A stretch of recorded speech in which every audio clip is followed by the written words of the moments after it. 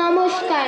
কবি সুকুমার রায়ের লেখা বিষম চিন্তা পরিবেশনায় আমি প্রীতিশা প্রামাণিক। মাথায় কত প্রশ্ন আসে, দিচ্ছে না কেউ জবাব তার।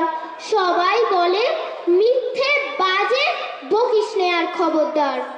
অমন ধারা ধমক দিলে কেমন করে শিখবো সব?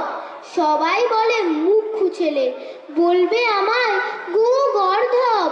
কেউ কি জানে দিনের বেলায় কোথায় পালায় ঘুমের ঘোর? বর্ষা হলেই ব্যাঙের গোলায় কোত্থেকে হয় এমন জোর? গাধার কেন শিং থাকে না, হাতির কেন পালক নেই?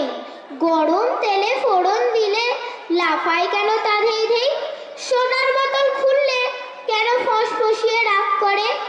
কেমন করে রাখবে টিকি মাথায় যাদের টাক পড়ে? ভূত যদি না থাকবে তবে কোত্থেকে হয় ভূতের ভয়?